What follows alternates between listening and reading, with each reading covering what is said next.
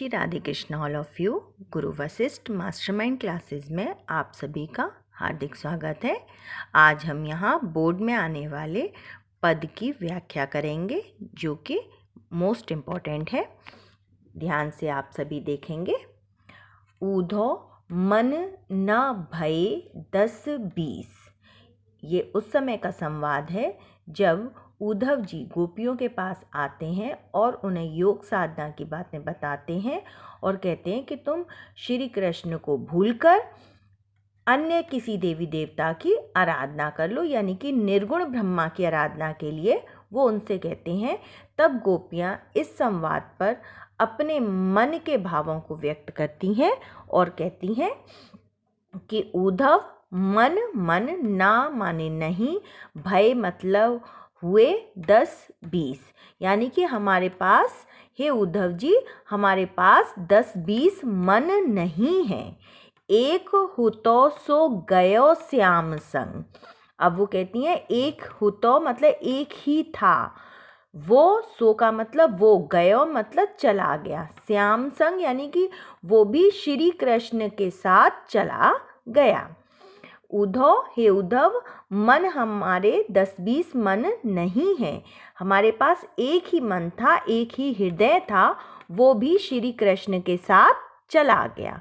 को का मतलब कौन, अब राधे, अब कौन राधे ईश, यानी कि अब कौन किसी दूसरे ईश्वर की आराधना करेगा, क्योंकि मन से आराधना होती है और मन हमारा कहाँ चला गया, मन तो हमारा श्री कृष्ण के साथ चला गया है। तो अब को राधेश, अब मतलब उस निर्गुण ब्रह्मा की उपासना कौन करेगा। इंद्री मतलब इंद्रियां हमारी शिथिल हो जाना, यानी कि शक्तिहीन हो जाना, बेजान हो जाना। भई मतलब हो गई हैं। केशव का मतलब होता है श्री कृष्ण, पर्यायवाची है केशव, है ना। श्री कृष्ण को केशव भी बुलाते हैं, वैसे कहते हैं केशव, तो यहाँ पे है केशव यानी कि श्री कृष्ण। बिनु मतलब बिना, हमारी इंद्रियां श्री कृष्ण के बिना बेजान हो गई हैं, यानी कि शक्तिहीन हो गई हैं। ज्यों देही बिनु शीस, ऐसा लगता है, ज्यों का मतलब मानो ऐसा लगता है कि देही, देही मतलब शरीर तो है, बिनु शीस मतलब हमारा शरीर बिना सिर के है, शीस का मतलब सिर, हमारा शरीर बिना सिर वाला हो गया है। आशा लगी रहती तन श्वासा, हमें यही आशा, आशा का मतलब उम्मीद है, हमें यह उम्मीद लगी मतलब लगी हुई है, हमें यह उम्मीद है कि रहती है, मतलब हमें यही उम्मीद लगी रहती है और इसी कारण हमारे तन, तन का मतलब शरीर में, श्वासा मतलब सांस चल रही है, हमें यही आशा लगी रहती है, हमें यही उम्मीद है कि श्री कृष्ण वापस लौट के आएंगे। इसीलिए इसी उम्मीद के सहारे हमारी क्या है, शरीर में, तन का मतलब शरीर में सांस है। जीवत ही कोटि बरिस, और हम इसी उम्मीद के सारे जीवती, जीवत रहते हैं, जीवन बिता रहे हैं। कोटि मतलब करोड़ों वर्षों तक, बरिस मतलब वर्षों तक, हम इसी के सारे, इसी उम्मीद के सारे करोड़ों वर्षों तक जीवित रह सकते हैं। तुम तो सखा श्याम सुंदर के, अब वो यहाँ पे गोपियाँ उद्धव जी से कहती हैं तुम तो मित्र हो श्री कृष्ण के। श्याम सुंदर मतलब श्री कृष्ण के तुम तो मित्र हो। तुम तो का मतलब तो, तुम का मतलब तुम, यानी कि हे उद्धव, तुम तो श्री, सखा का मतलब मित्र, तुम तो श्री कृष्ण के मित्र हो। सकल जोग के ईश, सकल मतलब सारी, जोग मतलब योग साधनाओं को, जोग का मतलब योग साधनाओं के, ईश मतलब ज्ञाता हो, जानकार हो। तुम सभी योग साधनाओं के जानकार हो। सूर हमारे नंद नंदन बिन और नहीं जगदीश। अब यहाँ पे पैराग्राफ चेंज हो जाएगा क्योंकि सूर नाम आ गया, तो सूरदास जी कहते हैं कि गोपियाँ उद्धव से कहती हैं हे उद्धव, हमारे नंद नंदन यानी कि नंद बाबा के पुत्र, यानी कि नंद के पुत्र, नंदन मतलब पुत्र, नंद का मतलब नंद बाबा और नंदन का मतलब पुत्र, हमारे नंद बाबा के पुत्र के बिना, बिनु का मतलब बिना, और नहीं जगदीश, और कोई दूसरा ईश्वर नहीं हो सकता है। और नहीं जगदीश का मतलब ईश्वर। हमारे श्री कृष्ण नंद बाबा के पुत्र अर्थात श्री कृष्ण के बिना और कोई दूसरा ईश्वर नहीं हो सकता है। अब एक बार फिर से देख लेंगे। उद्धव मन न भये 10-20। गोपियां उद्धव जी से कहती हैं कि हे उद्धव, हमारे 10-20 मन नहीं है। एक हो तो सो गयो श्याम संग को अवराधे ईस। एक ही था हमारे पास, वो भी श्री कृष्ण के साथ चला गया। अब कौन दूसरे अन्य ईश्वर की आराधना करेगा। इंद्री शिथिल भई केशव बिन। हमारी इंद्रियां केशव यानी कि श्री कृष्ण के बिना शिथिल हो गई हैं, यानी कि बेजान हो गई हैं, शक्तिहीन हो गई हैं। ज्यों देही बिनु शीस। ऐसा लगता है मानो कि शरीर तो है पर बिना सिर का शरीर, मानो हमारा बिना सिर का शरीर हो। आशा लगी रहती तन श्वासा जीवहि कोटि बरीस। हमें यही आशा उम्मीद लगी रहती है और इसी कारण हमारे शरीर में, तन का मतलब शरीर में, श्वास मतलब सांस है, जीवहि कोटि बरीस, और इसी उम्मीद के सहारे हम करोड़ों वर्षों तक जीवित रह सकती हैं। तुम तो सखा श्याम सुंदर के सकल जोग के ईस। तुम तो श्री कृष्ण के मित्र हो। सखा मित्र, तुम तो श्री कृष्ण के मित्र हो, सकल जोग के ईस, और सभी योग साधनाओं को जानते हो। ईस मतलब जानकार या ईश्वर हो, यानी कि तुम सारी योग साधनाओं के बारे में जानते हो, भली भांति जानते हो।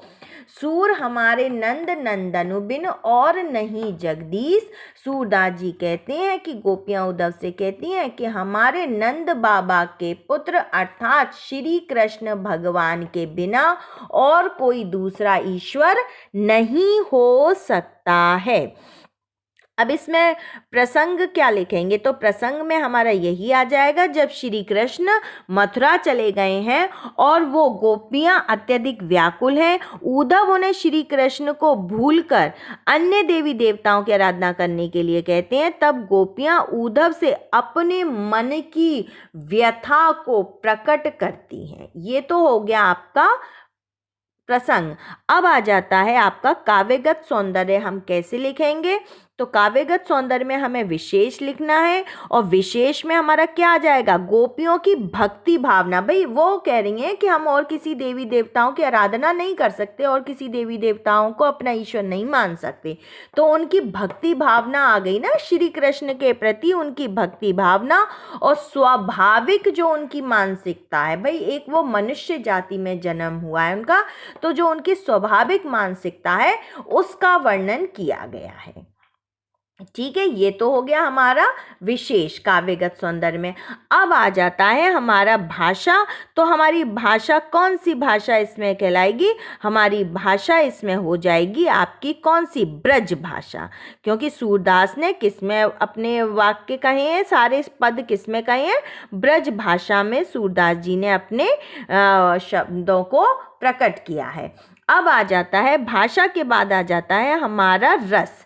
तो इसमें कौन सा रस है हमें ये देखना है। अब देखो यहाँ पे वो बिछड़ गई हैं, एक तो है ना, बिछड़ने से बिछड़ना कहाँ पर आ जाता है, बिछड़ने का उन्हें मतलब बिछड़ना है, तो पहला तो भक्ति रस है ही, और भक्ति रस के साथ साथ इसमें वियोग श्रृंगार रस है। यानी कि जब बिछड़ जाते हैं और बिछड़ने के कारण मन में जो वेदना यानी कि दुख प्रकट हो रहा है, तो वो वहाँ पर क्या हो जाता है, आपका वियोग श्रृंगार हो जाता है। प्रेम के कारण दुख है उनको, दुख किसके कारण है, दुख है उनको प्रेम के कारण दुख हो रहा है।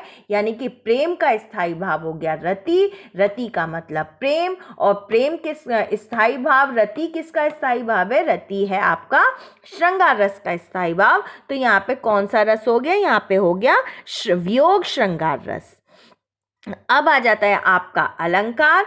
तो मैंने आपको बच्चों बताया था, क्लास में भी बताया था, आपको बार बार एक ही बात बताई जा रही है, जहाँ तुक मिल जाए, लय मिल जाए, ताल मिल जाए, वहाँ पर कौन सा अलंकार हो जाता है, वहाँ पर अनुप्रास अलंकार हो जाता है। जैसे शीस और ईस, बरीस और ईस, जगदीश, ये सारे वर्ड जो आ रहे हैं ये आपके तुक और लय को प्रदर्शित कर रहे हैं। तो यहाँ पे पहला तो है आपका अनुप्रास अलंकार।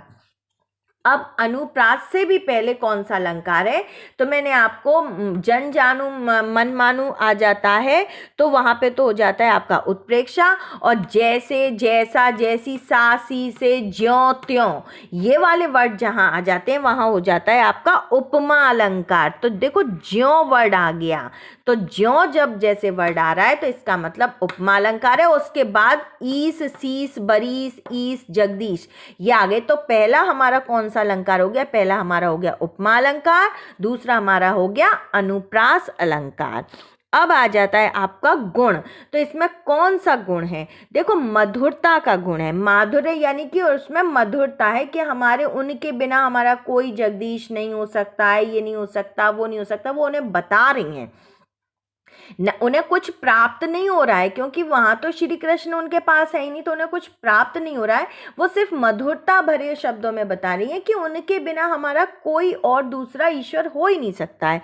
तो इसमें कौन सा गुण आ गया, इसमें आ गया आपका माधुर्य गुण। अब आ जाता है छंद। तो ये कौन से छंद हैं जो हम गा सकते हैं, उनको गेय पद कहते हैं, जो गा के सुनाए जा सकते हैं। अब आप कहेंगे कि मैम आपने क्लास में भी गा के नहीं बताया, यहाँ भी आप गा के नहीं बता रही हैं। तो ठीक है, आपकी ये मनोकामना है, ये मैं अवश्य पूरी करूंगी, पर गाऊंगी केवल 2 लाइन का। अब जैसे ये है ऊदो मन न भये 10-20, अब हम इसे कैसे गा सकते हैं, गे पद कैसे, क्योंकि ये गाया जाता है। और गाया कैसे जाता है, अब आप सुन लीजिए उसको। ऊधो मन न भये 10-20, ऊधो मन न भये 10-20, एक हु तो सो गयो श्याम संग, को अवराधे ईस, ऊधो मन न भये 10-20। अब मैं पूरा गा के तो आपको नहीं बताऊंगी, क्लास में भी आपको सुना चुकी हूँ, या आपके कहने पर इस वीडियो में मैंने ये इतना डाला है, ठीक है। और अब आपको समझ में आ गया, ये गा के जो सुनाया जा सकता है उसको हम कहते हैं गेय पद। तो इसमें छंद कौन सा है, छंद इसमें है गेय पद। मुझे उम्मीद है आपको समझ में आ गया होगा। ये बोर्ड के लिए मोस्ट इम्पॉर्टेंट है, इसे अच्छी तरह से ध्यान से सुनेंगे, समझेंगे, देखेंगे और याद करेंगे। जय हिंद, जय भारत।